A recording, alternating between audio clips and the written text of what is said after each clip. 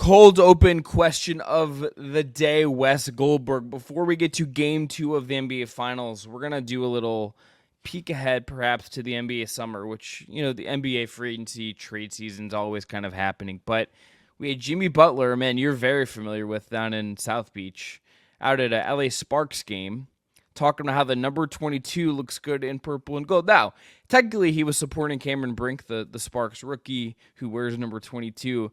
But Wes, did this not feel like a little bit of a Jimmy Butler flirting with the Lakers kind of thing? And two, what would you make of Jimmy Butler, LA Laker, regardless of who they hire as head coach? It did feel a little flirtatious by Jimmy Butler. It felt very intentional, but Jimmy Butler's a troll, and you could even see in the clip he's, struggling not to go full smile while he's even saying it. He knows it's a joke. This is only a few weeks after he was at the Miami Grand Prix saying, I love Miami and all these other things. So I think this is probably 80% him trolling. 20%, though, it is, if we're going to do sort of like, is this nothing or is this something? This is like 20% something. This is a guy who is anticipating a tough contract negotiation this summer. If he even gets to the point where the Heat want to negotiate anything with him. Because right now, Pat Riley's stance is they don't even want to have this conversation. And, he's putting the leverage moves out there, right? The Philadelphia stuff is out there. The Lakers stuff is out there. He's probably going to put another team out there, too. We'll see what happens. But, in terms of Jimmy Butler's fit as a Laker, I think it's awful. I think it's terrible. Haven't we done this already with Russell Westbrook in terms of 3 stars who provide no spacing for each other?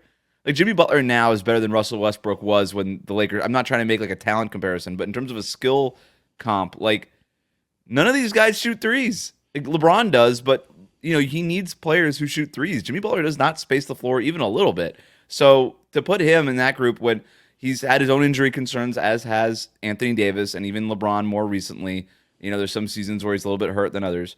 I think it would be a terrible fit, and the Lakers should be looking for more of a dynamic scoring guard who can shoulder more of the scoring load as opposed to Jimmy Butler, who's just a little bit redundant of all the things that LeBron James already does.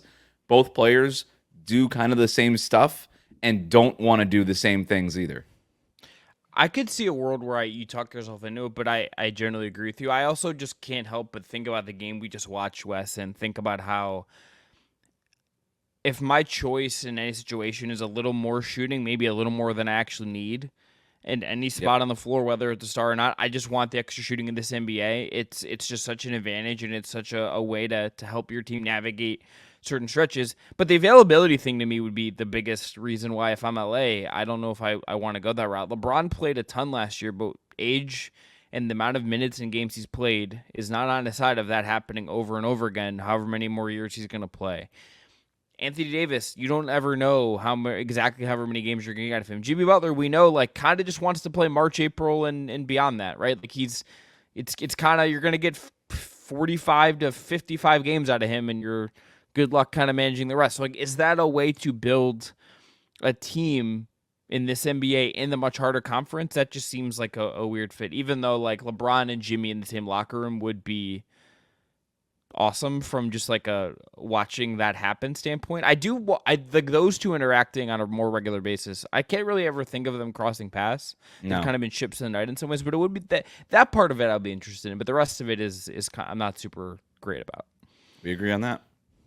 All right, let's get into Game 2 of the NBA Finals. Plus, we're going to talk about the Charlotte Hornets because we're going to continue our off-season preview series. That's all coming up today on the Just Basketball Show.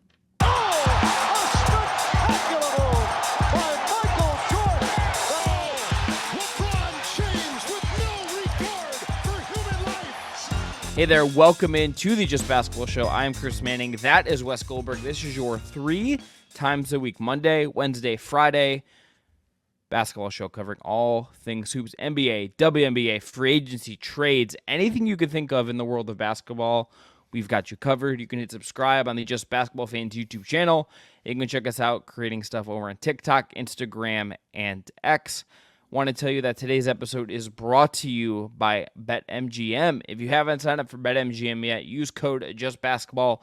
You'll get up to a $1,500 first bet offer on your first wager with BetMGM. Here's how it works. Step 1, you download the BetMGM Sportsbook app on iOS or Android and sign up using code JustBasketball. Step 2, you deposit at least $10 and place your first wager on any game. And step 3, you receive up to $1,500 back in bonus bets if the bet loses. Just make sure to use bonus code JustBasketball, all one word, when you sign up. Gambling problem? Call 1-800-GAMBLER. Must be 21 or older to wager, and terms and conditions apply. Wes, let's start by looking at this game from a Celtics perspective. They are winners. They are up to a 105-98. And I'll ask you this kind of open-ended question. If the series continues on this route, and let's say they win in 6, they win in 7, whatever it looks like, but Boston wins, and the series feels like it has so far and continues from what we've seen, who would you say would be your favorite to be Finals MVP on the Boston side of things right now? Right now, I'd still probably go Jaylen Brown. I think after this game, there's going to be a lot of people talking about Jrue Holiday and Derrick White, and rightly so. Those guys were awesome two-way players, but Jaylen Brown more than even Jayson Tatum, and it's not been a good series for Jayson Tatum, but even when his scoring numbers weren't good in the playoffs, right, he was still the guy that was getting the ball into the middle of the floor, spraying out to shooters, kind of making stuff happen. And he's not even really doing that in this series. Jaylen Brown has been more so the straw stirring the drink. 21 points on 8 for 15 shooting, so another efficient night. Very similar numbers to his numbers in Game 1, where he had 22 points on efficient shooting. 3 steals in this game, so 3 steals in back-to-back finals games. Didn't have the blocks in this one, although he could have gotten credited for that last one. That was for Derrick White. I thought he was awesome. I think he's been the guy on both ends of the court. He had again, offensively, he's been efficient. Defensively, he had a great possession against Kyrie Irving, had him in isolation, kind of had him locked up. He's done a good job when he's been on Luka Doncic. He's stripped him a number of times in this series so far, and he's been their most consistent player through 4 quarters through these first 2 games. So for me, it would be Jaylen Brown. What about you? I agree, and I think, Wes, I was thinking about the Celtics' big picture watching this game, and I think there's a weird case, not even weird. It struck me as kind of a stray thought that Jaylen Brown, if you think about his trajectory from the 2022 finals to now, he might have improved in ways that we couldn't have seen until we got to here again, in a way that wouldn't have mattered until he got here again, at a level that maybe other guys in the league just haven't. He had a play in the first half where he got past Doncic with his off hand and then dunked on the fast break that I don't think he was making 2 years ago. This guy is a much better player than the last time he went around this. He has risen to the moment, I think, the entire playoffs. And he's doing everything. Even this game where he's 8 of 15, he's 1 of 5 from 3. He had 7 assists. The playmaking was pretty solid, even if he does have the 6 turnovers. And in this game, on both sides, I thought got a little bit sloppy at times. He has been the best two-way player, I think, on this team. If you just think about it in a simple way, who is Dallas more comfortable attacking with Luka in those situations? It's not Jaylen. Even when they get the switch, they're saying, we like the matchup for us when Luka is backing down Jayson and is getting into the mid-post, getting inside the three-point arc and attacking that versus Jaylen. Like, they like that one much more. Jaylen's been the best guy. He's been the tone setter. Even just the way he's carrying himself, I think has kind of exuded everything that has worked for Boston. The cool part about this question, too, I think, Wes, is that I don't think it's Tatum, which we can talk about, but I think Jrue Holiday's game and this game, he was the best player on the floor for the Celtics in this game on both ends. He was the high scorer.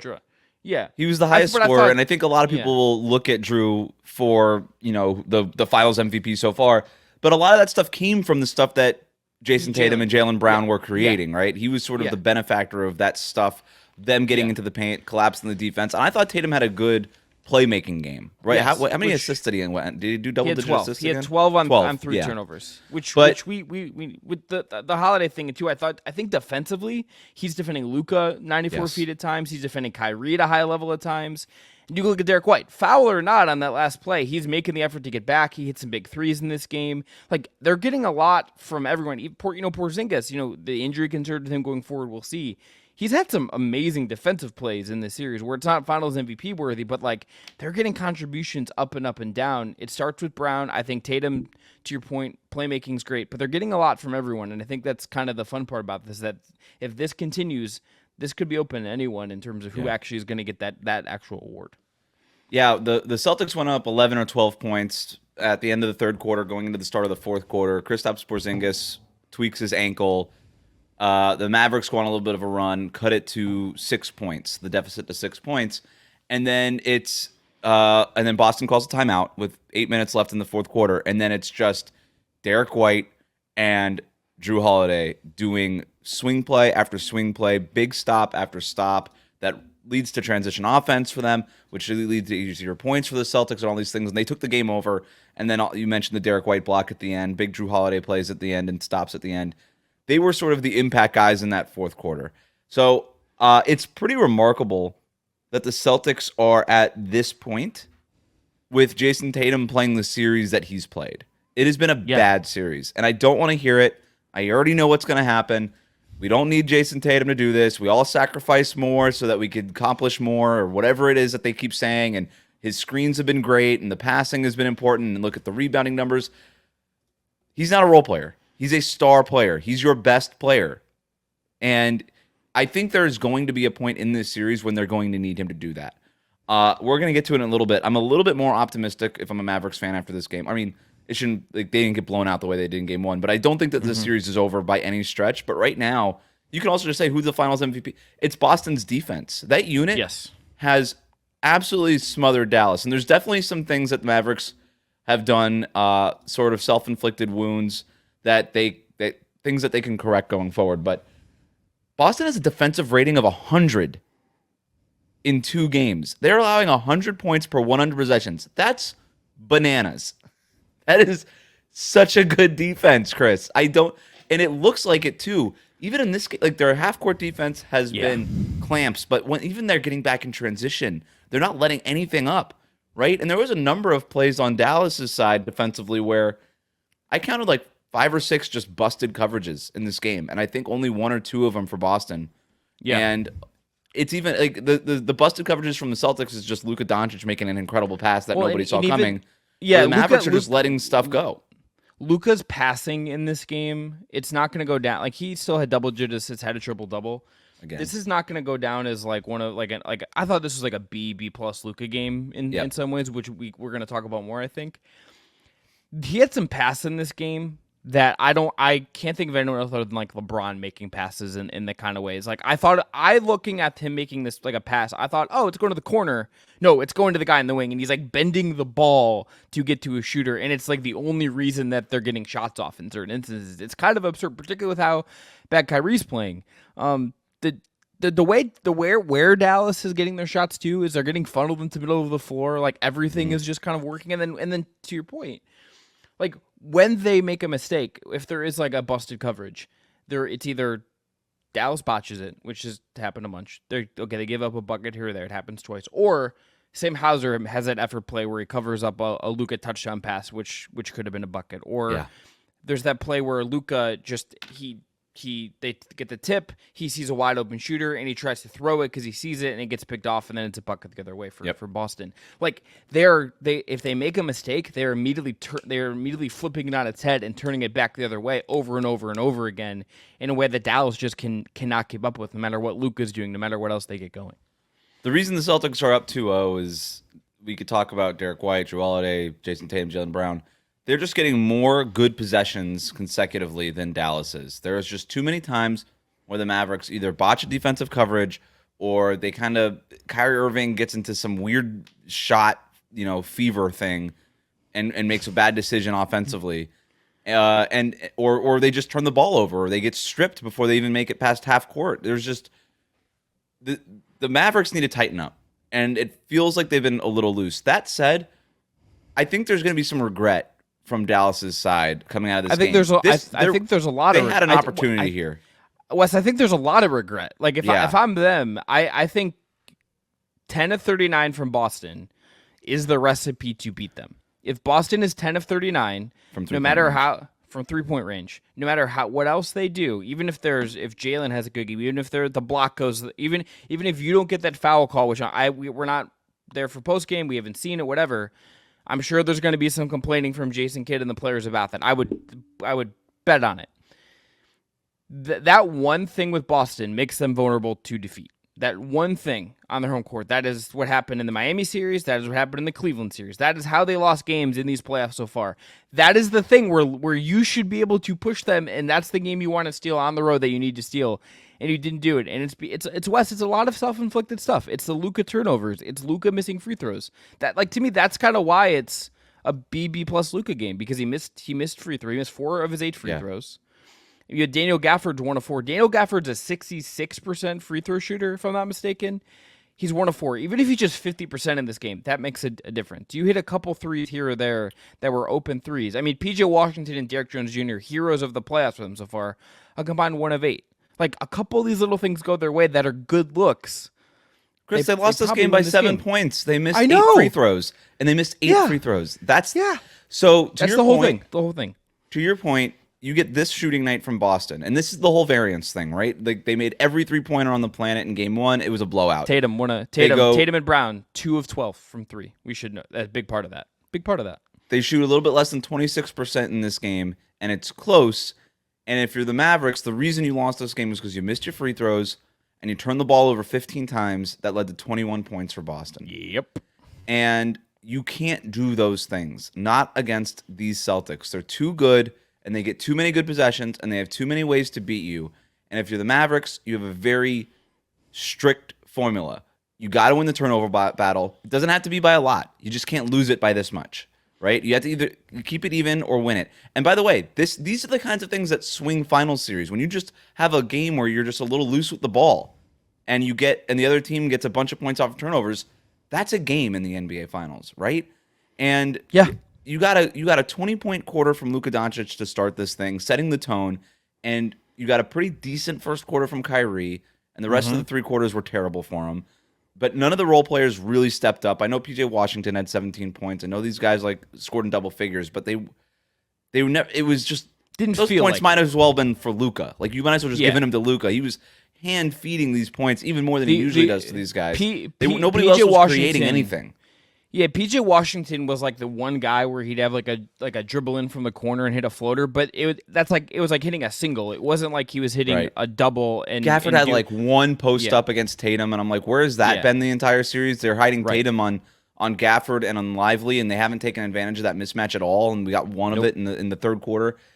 There's a lot of things that they can clean up, but if we want to move on to sort of the optimism side of this. Oh, and by the way, go ahead. We need two. I want to compare Luka and Tatum for a second before we move on to the optimism side of it, because like I think the way these two teams are built kind of explains like how these guys can do these different things and how it can end up this way. This is your point. I think you're right that this was not the game you'd suspect Tatum to have, but he has 18, 12, and 9. It's a very well-rounded game. It's not a superstar, best player on a finals winning team, best team in the league performance. I think that's why it feels wrong, right? That you would expect Tatum to have like 25 and like 6 and something instead of what he has here. But because he has the team that he has and the way that they play, and frankly, he's just, I mean, to his credit, he's taking kind of what is there and he's moving the ball. He's doing all this stuff really well. He's able to, he's still doing something that is additive to winning. With Luka, it feels like right now he's the only one that that can problem solve against Boston. Whereas like everyone out on Boston, Porzingis, White, Drew Holiday, Jaylen Brown, obviously, those guys are problem solving against what they're seeing against Dallas. This is just like a weird, like for Tatum, it's like his burden is so much lower.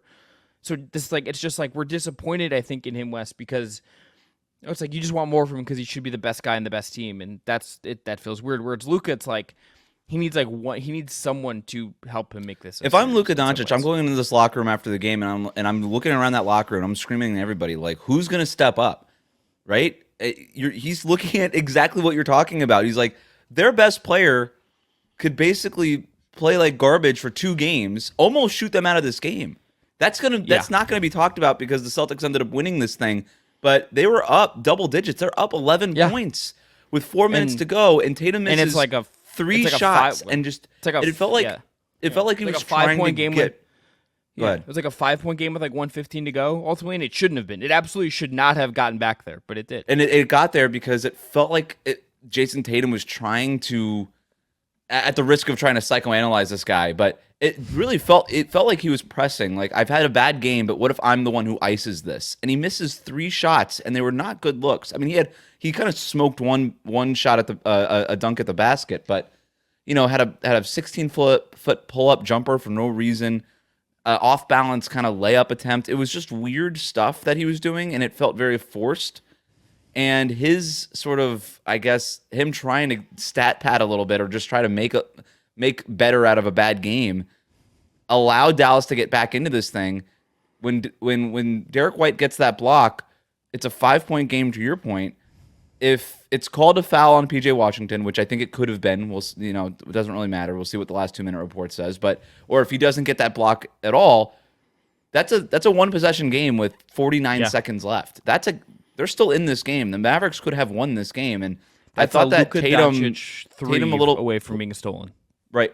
Tatum just being a little foolish at the end of this game and pressing a little bit too much kind of let the Mavericks get back into it. So, like I said, if I'm Luka, I'm looking around this locker room and I'm saying, one of you guys needs to step up because their best player has not played well and they're up 2-0 because all of their role players are stepping up in a major way. And maybe it's not fair to call Drew Holiday and Derrick White, and certainly I'm not calling Jaylen Brown a role player, but they've gotten big games from Kristaps Porzingis, big moments from Al Horford. Like, they've gotten so much stuff from the other guys who are not the sort of quote-unquote best player on the team, whether or not it's Tatum or Brown, and the Mavericks haven't gotten any of that. I don't know. Do you think that's partly just because these games were played in Boston and role players play better at home? And then do you expect these role players to play better when the series goes to Dallas? I mean, I think Boston, to their credit, even if we both picked Dallas. Yeah. I think both of us were riding the Dallas wave. I think if there's anything we've seen from Boston in these playoffs, and I think throughout the season, is that they are just pretty even keeled. They seem pretty locked in throughout this whole roster with everyone. I mean, to me, Wes, when I see the Sam Hauser little plays, when I see the freaking Peyton Pritchard coming in and giving you 12, he hits a big 3 in this game and just playing effortful defense, and they call his number. Derrick White has kind of an off night in terms of his offense at times, but then hits a big 3 late. Drew Holiday just kind of taking what is there offensively and getting his 26. I think this team is just very comfortable in what it is, and I don't really I expect Dallas to at least win one of those games going forward. I just think they're too good, and I just think they will figure some stuff out, but I don't think there's a big reason to think Boston is particularly just gonna fade going away. I mean, they just didn't shoot well at home. Well, and it's if their role guys were their stars were just bad at home shooting. Yeah. It's they're probably if they're worse than this on the road, then it's okay, we're coming back 2-2. It's what are we doing here at that point? Everything that the Celtics wanted to accomplish in the first 2 games, it feels like they've accomplished it. They know more. They know better who they are than any other team in the league. They know exactly what they want to do on every single night. They know what their weaknesses are. They don't care. And when teams do take advantage of those weaknesses, they don't really blink. They say, "Okay, fine. You can have Tatum in the post every once in a while. We don't really care. You're going to take advantage of Sam Hauser and Peyton Pritchard on switches? Fine. We knew you were going to do that. We don't care. We game planned for this. We knew we were going to give up some points there, but we're gaining points over here." In the series so far, the Celtics are averaging 42 3-point attempts per game. That is too much to be giving up if you're Dallas. They're shooting 38% from 3-point range in the series so far. The Mavericks are getting 27 3-point attempts off per game. That math does not work from the Mavericks. They need to bring Boston's 3-point shooting down. They need to get more attempts up. Only 8 corner threes in 2 games in the entire series so far for the Mavericks. A team that lives and dies by corner threes, and are the best team in the league in generating those corner threes. Well, they haven't generated them against the Celtics in these first 2 games in Boston. These are all things that they knew were going to happen. This was the key battleground. How do we keep Boston's 3-point shooting to a minimum? How do we increase ours and get the ones that we want? Right now, the Celtics have won that battleground, and it's a big reason why they're up 2-0 in this series.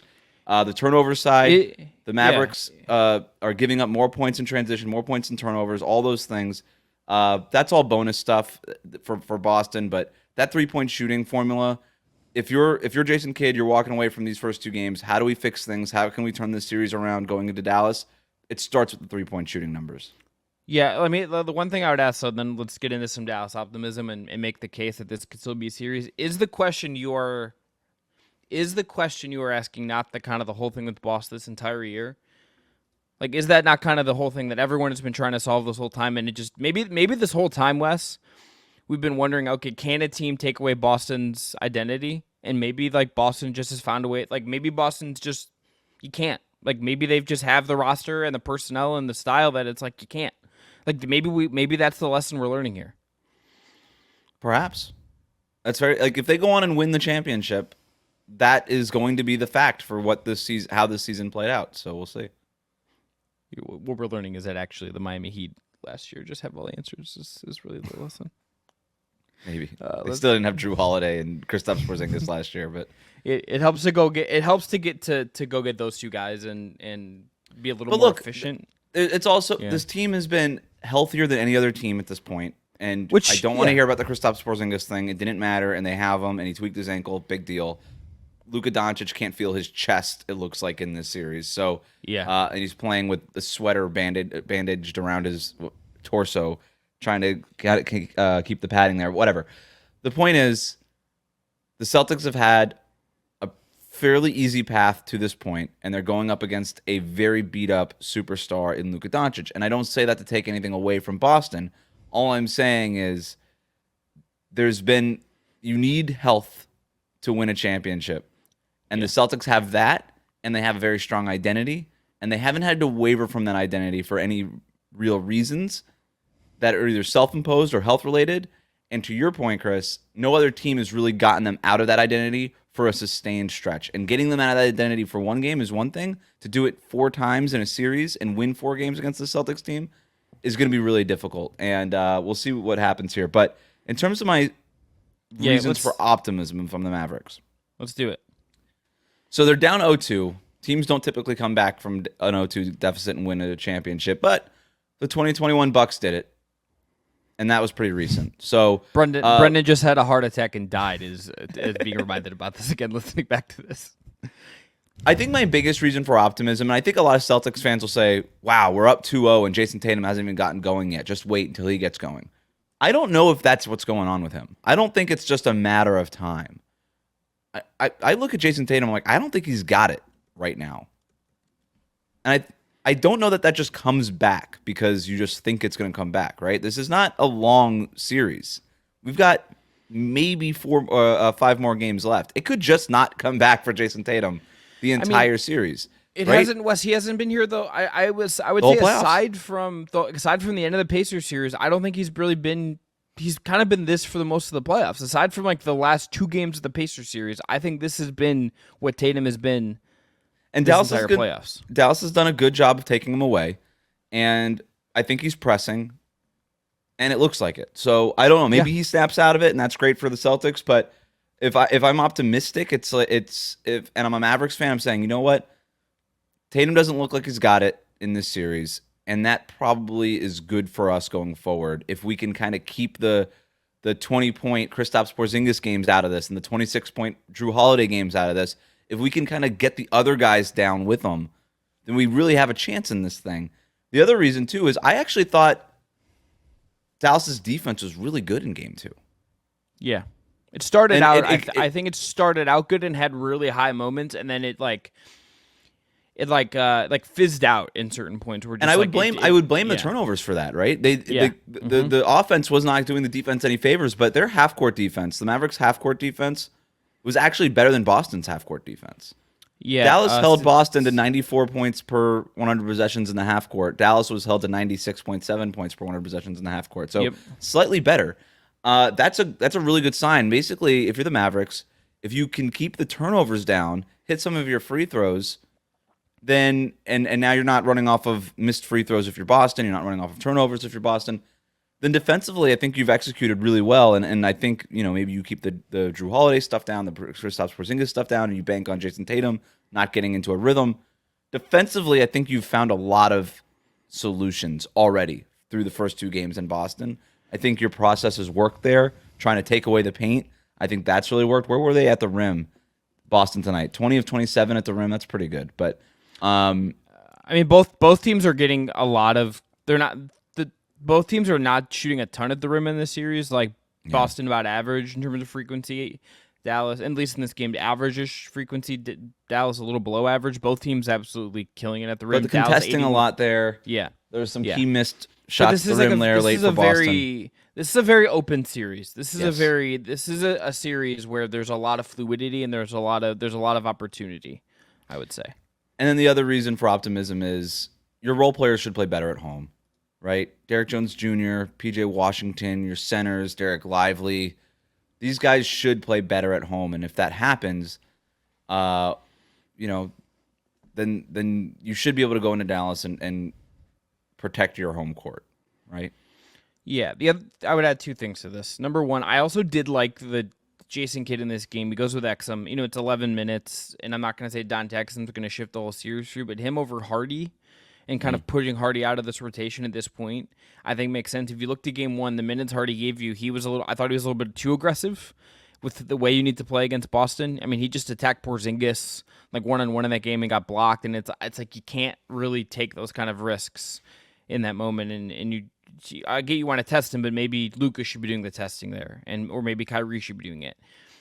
Kyrie's the other one that we got to talk about him. We have to talk about it because I would have, considering his track record of being a big game performer, he's had some big games in these playoffs.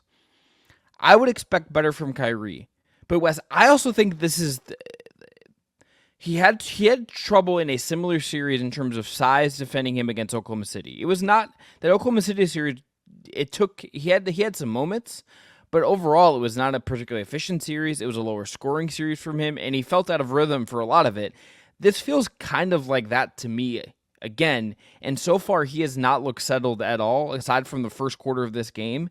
And I don't know if there's really a way for him to get. I mean, I think of the play in the first quarter. Even again, he's playing well at this point, but there's no other point in these playoffs aside again from parts of that OKC series where the thing he does where he can pause and restart and take a step and throw a guy off kilter, and it doesn't fool anyone else. In this series, Derek White is on him. Drew Holiday is on him. Those guys don't get fooled by that stuff. They are too smart. They are too locked in. Like, what he does is the little openings he creates are not really creating themselves in the series. And I don't know how you get him going. Like, you're not going to just spam him with pick and roll when you have Luka. You don't run Kyrie off of screens. But getting him going would go a long way to making everything else, I think, flow for Dallas and kind of opening the floodgates of their offense. But I don't know how you do it.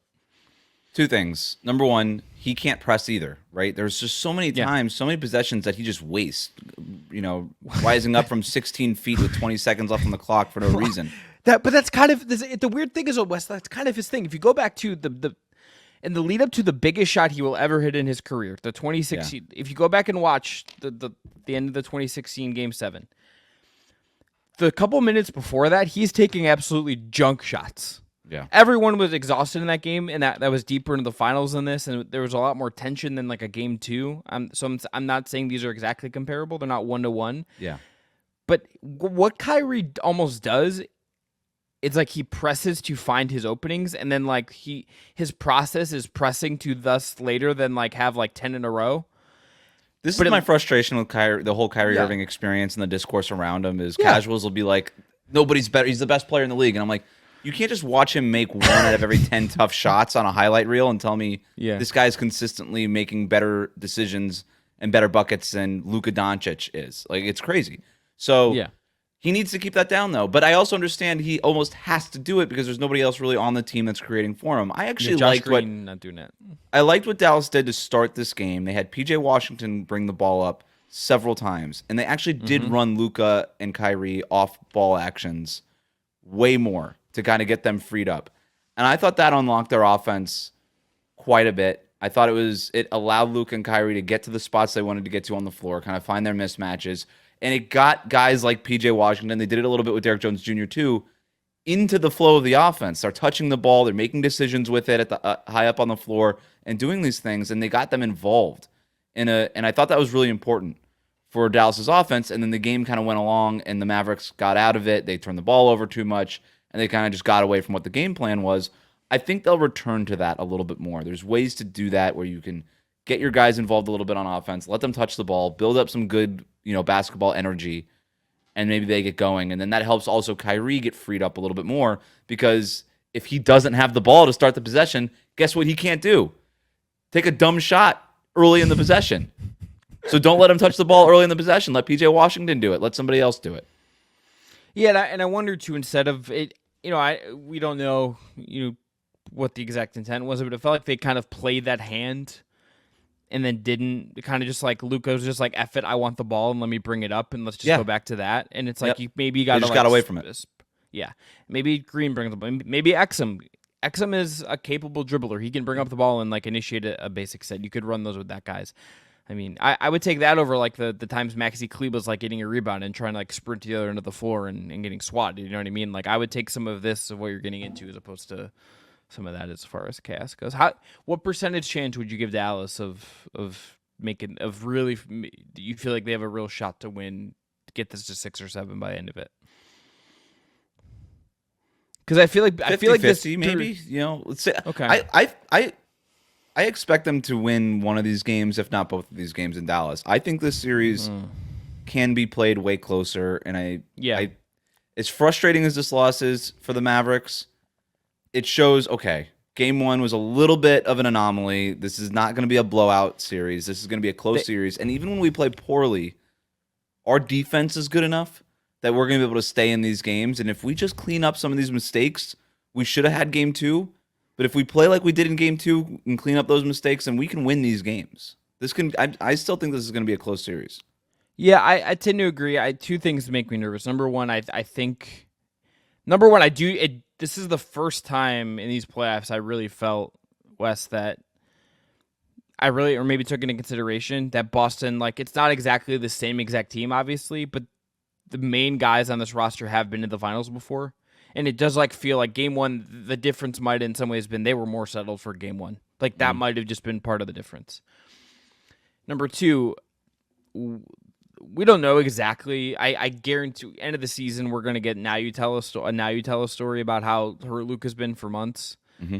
If he takes any more of a beating, or if whatever it is, or his gas tank is impaired by this chest issue he has, or his knee flares up again, like they just are not going to have the horsepower.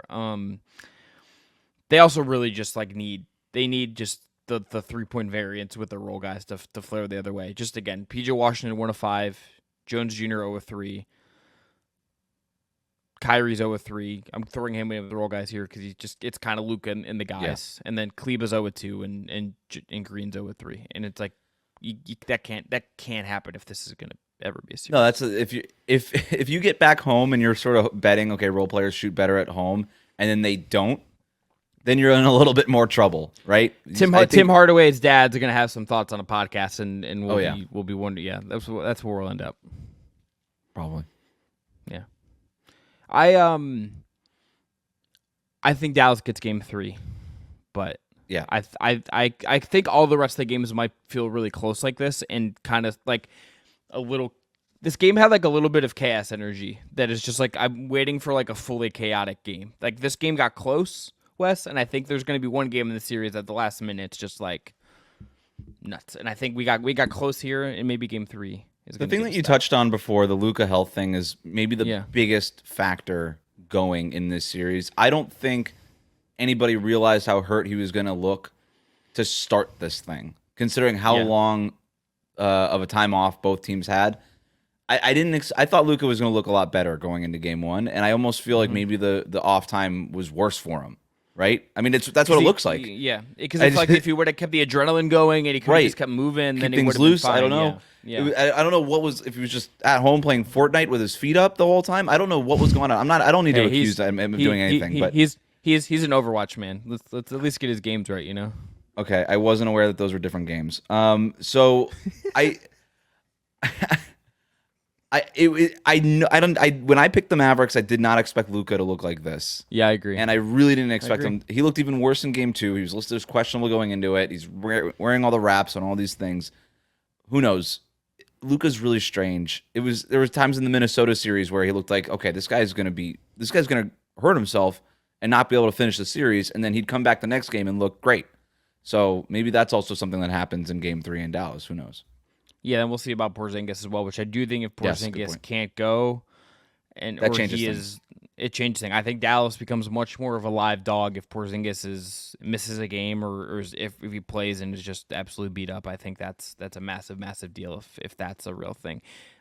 Didn't come back, and he just every time that guy, he's on the list of guys, Wes, that the moment an ankle, a knee, anytime he hurts an appendage, I get a little scared. He was a plus 12 in this game. It was best for either team. Al Horford played 28 minutes. Porzingis played 23 minutes after he played 20 minutes in Game 1.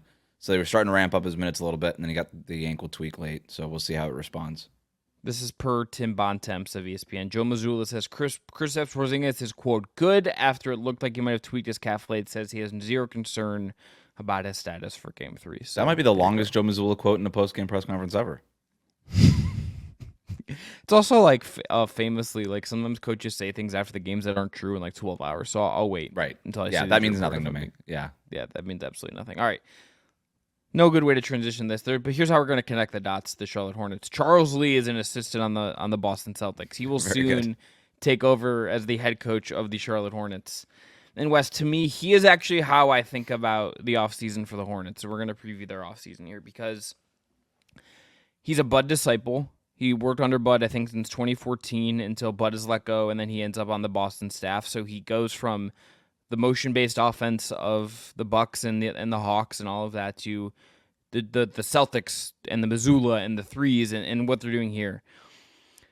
And he's going to apply that to a very different circumstance that is headed by LaMelo Ball, that I think is a roster really lacking a lot of other else, that is drafted really woefully over the last several years, that is really lacking an identity, that is in need of something, but has LaMelo. And I consider myself a LaMelo skeptic. I'm really curious to see where he's going to go. His best season came with a coach that he butted heads with because he maybe coached him too hard, which is just like a weird thing. But what Charles Lee does and how they shape the roster around that identity, to me, is the most fascinating part of this offseason. And you could tell me they could do anything, and I would be like, sure, that seems like a reasonable plan. But I think this is going to take time. But I wonder how you balance it with having LaMelo on the contract he's on with, at least, are you a Mark Williams guy? What does that mean for your draft picks? Like, I think there are some interesting things here, but to me, it starts with the coach and it starts with the philosophy of how they're going to play basketball starting next season.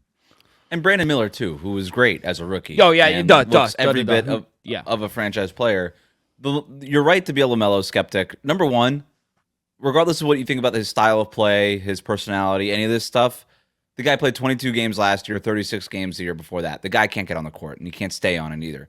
So that's the biggest problem with him. Fortunately, I think that there's if you're Charles Lee, what do you want to bring basically from your past experience, Milwaukee under Bud, with the Celtics this year? It's the importance of three-point shooting is what I think he's going to bring to Charlotte.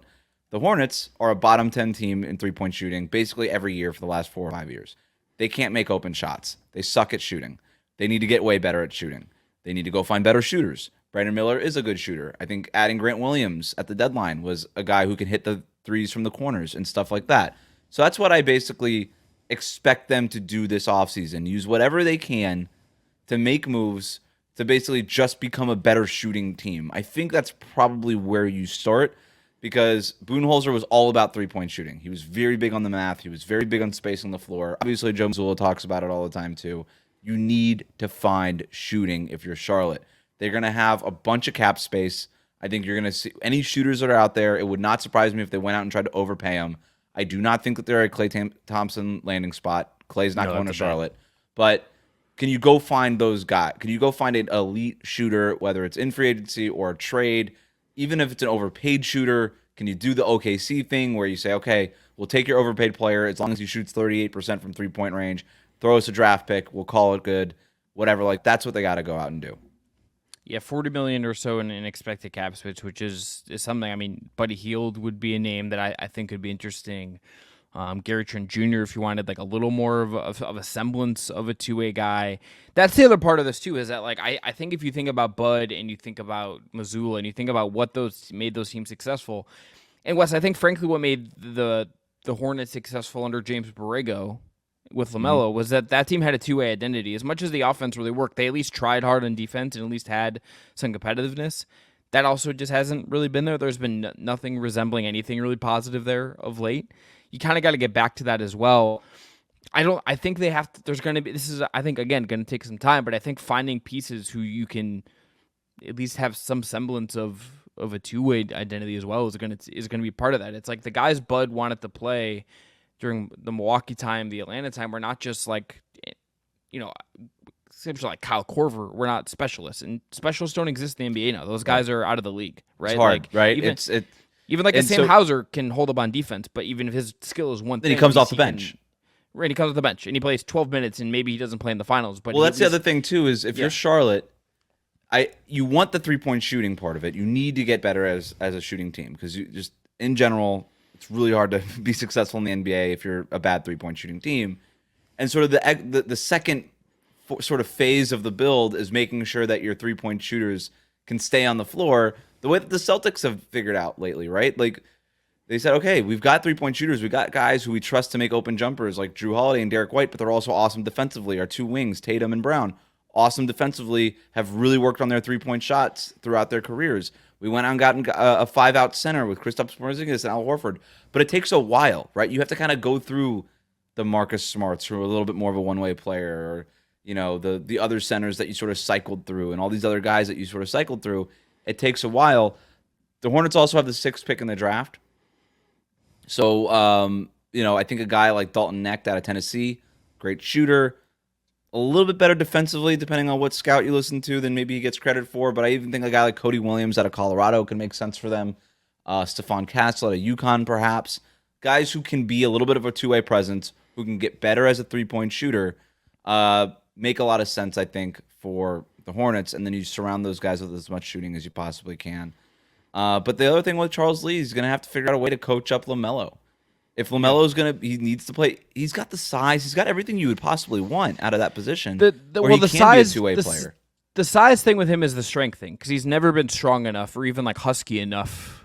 Like Right. Luka's at least like got like a frame on him where it's like even if he isn't isn't always in shape or like whatever, he at least has like a body where you can't really bully him. You can bully LaMelo on top of the effort not being there. And again, like you can find quotes from a Slam profile from a lot of other stuff of that time where he clearly just did not like how James Borrego like put reins on him. And frankly, like friction between obviously these things can run their course, but if NBA history, West, is littered with coaches and their stars, like friction is how you get to greatness. Like there's friction between Ty Lue and LeBron. There's friction between Spo and Jimmy Butler. Go back to the 80s. There's friction between Kareem and Magic and Pat Riley. Like this is how this works. Like, and to just like bristle at the one coach who When you helped haven't get to done a winning anything. record. Have you done anything? Haven't done a single thing of have success.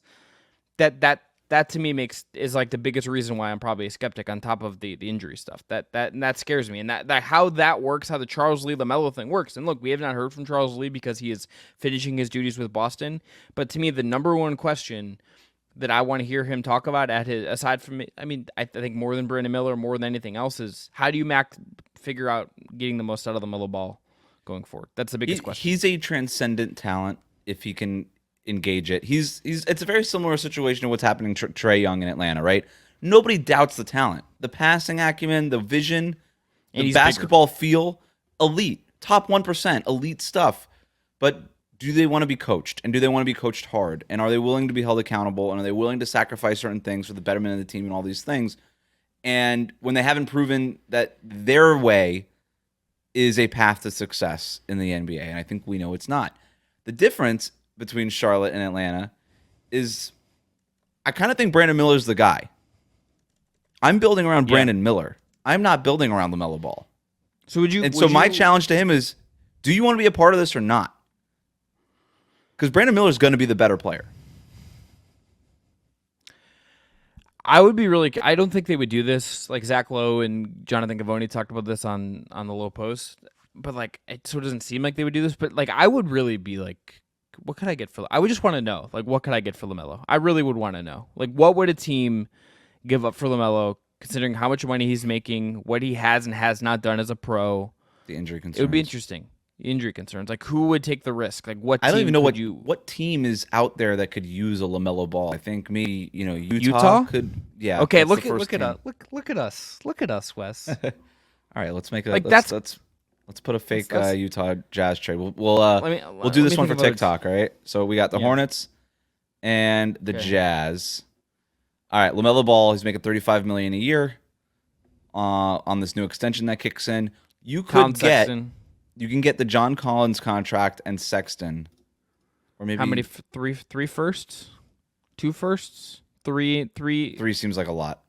3. One's like got some Fugazi protections on it that turns into like 2 seconds, but you can say you got 3 firsts.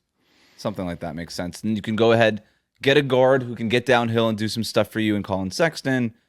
You get another big, so you get a little bit more depth there with John Collins, who's on a decent contract now. It's not as bad as it used to look because it's only got 2 more years left. They got guys. But yeah, it would be the picks. And if you're the Jazz, you've got LaMelo Ball, you've got Keontae George, you've got Larry Markkinen. This is a team that wants to make a swing. And LaMelo actually does fit a lot of what Hardy is looking for in terms of everybody can, dribble, pass, shoot, everybody's moving all the time kind of stuff. I don't know. Could be interesting. I don't know that anybody's going to want to take on LaMelo at 5 years left, knowing the injury history. I think somebody's going to say, okay, what does he look like? Can he get healthy? And then maybe teams, if he can look good for the first half of this season or all season, maybe it's something that teams warm up to at the deadline or next summer. But it would not shock me if they seriously tried exploring LaMelo. Also, his value is really low too, so maybe it's not prudent to do this now. Like, what are you rushing for if you're the Hornets? You're not going to be good now. Yeah, and like they shouldn't be rushing anything. Even with this draft, it's like if you told me they took Klingon at 6 and we're like, yeah, like we're not super sold on Williams and like we just think Klingon's the best guy in a weird draft, I'd be like, sure, that's great. I'm cool with that. I think Klingon's going to be a rock solid pro, and I would buy that, right? You could convince me of anything. If I'm Charlotte, here's what I do. Not that they're asking me. I like the coaching hire. I think Charles Lee is a good hire. Mm-hmm. You've got your first 2-way wing, your number 1 guy perhaps, and Brandon Miller. I would try to use the 6th pick to go get the other guy. If it's Cody Williams, if it's Ron Holland, do your work, do the scouting, go get that guy. And lottery ticket. Yep. And then hopefully, if you're lucky, this ends up being your version of Jayson Tatum and Jaylen Brown. And then you go from there, and I still like Mark Williams, whatever, doesn't really matter. You see if that pans out. You see if the LaMelo Ball thing can work. If not, you start looking for him. But then I just spend all of my money on shooting. I just do it all on shooting, and I just say, okay, can we at least get a proof of concept this year of what our wings could look like with real shooting around them, and if Charles Lee is a real good coach, and if this was the right hire, and then you go from there. And then maybe you can end up trading these guys going forward and whatever like that. But I think you need a proof of concept year of we kind of just need to see like an outline of what it is that we want to do, and then we can kind of start filling in the holes after that. Yeah, and look, and you have some money to spend this summer. You have some contracts you could flip. Like there's just not a lot of other guys on this roster that I'm super excited about. Yep. And look, it has not helped that they've missed over and over again on drafts the last couple of years. They missed on Boo Knight. They missed the Kai Jones thing. Yeah. They missed on they need to draft better. and missed. They need to draft better. New front office in place, new ownership in place, new coach in place. This feels like maybe the start of something better. One would hope, but we will see. Speaking of LaMelo Ball, we're gonna end. We've been doing some questions here. I'm gonna ask you just a deep philosophical question that the Stoics of old age Plato would have asked. So if you had LaMelo Ball's money and you were his age, and then I'm gonna ask you now, what would you do now? What would you do with that money? There's a video that went, I think, viral on Instagram, probably TikTok as well. I saw it on Instagram of him basically driving his go-kart on like what looks like he paid to have like his own Mario Kart course constructed on top of his building. I don't know if it was in LA or Charlotte, but there's just like a guy in an office next door like took a video and just LaMelo Ball like having the time of his life, like cruising on a go-kart on top of a building. Yep. So I ask you, if you're LaMelo Ball's age and you had that amount of money, what would you turn your rooftop into with that amount of money? The Mario Kart track is high up on the list. That seems fun. No friends, to race with, though. It's weird, where's LiAngelo? Like what's Lonzo's playing? The Lonzo Ben Simmons thing from I was like, oh boy, we gotta. Yeah.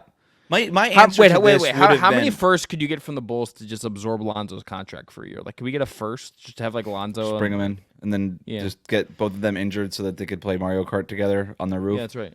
My answer would have been a awesome basketball court, but if I was already a basketball player, I probably wouldn't do that because I'm just around basketball courts all the time. Yeah. I don't really know other than that. Like, I'm not a big water park guy. I'm not a fan. Yeah, same.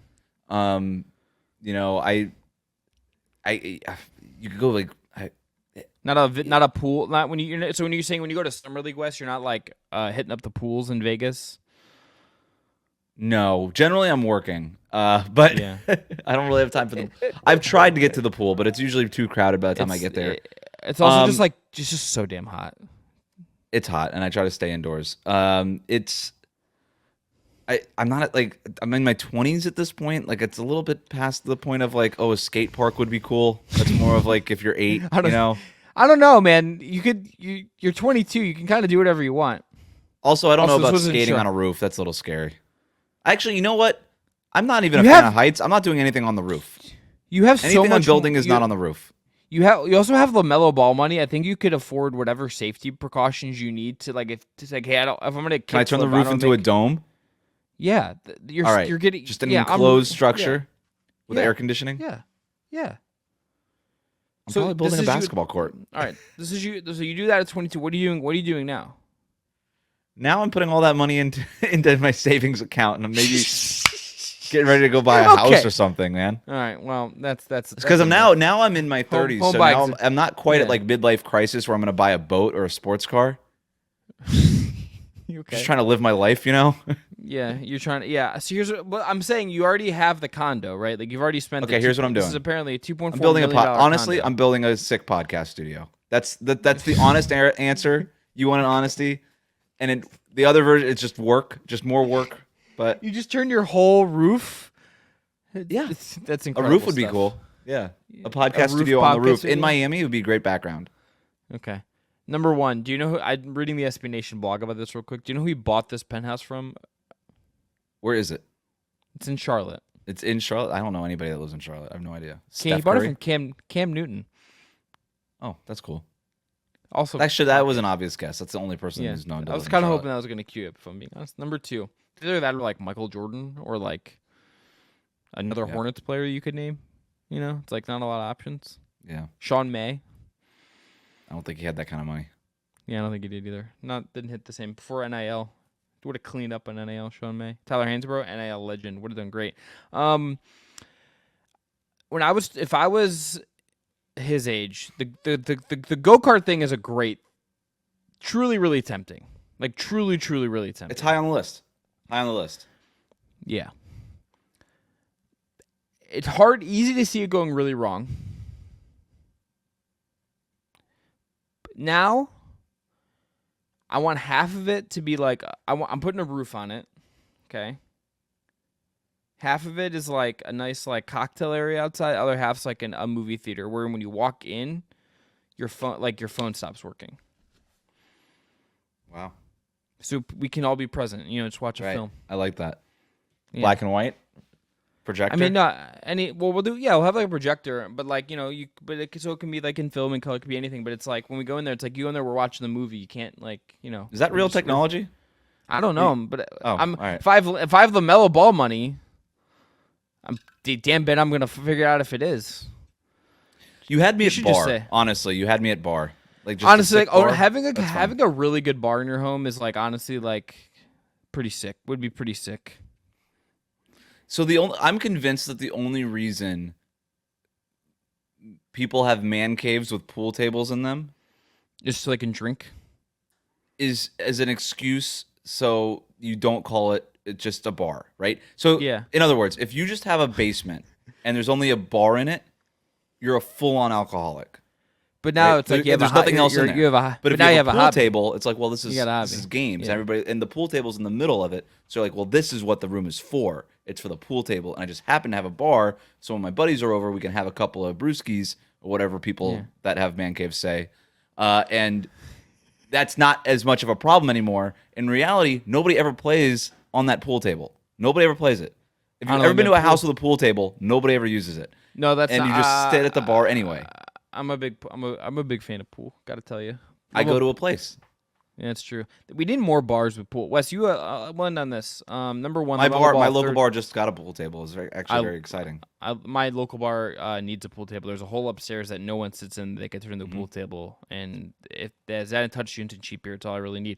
$35 million next year. 38, 40, 43.7, and 46.5. If he can probably buy another condo and put another second Mario Kart track. You could probably afford a couple of pool tables. I think so. Number two. Are you a cocktail or a beer? List. Okay. This is the last thing. This is the last thing. Right. Are you cocktails or beer?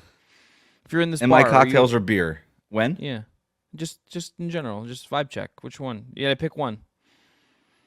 I'm a beer and a shot guy. Okay, me too. That tends to be my order. It's a Boilermaker, I think, is the old school way to order that. Yeah. Yeah, I'd give me a light beer. Nothing good.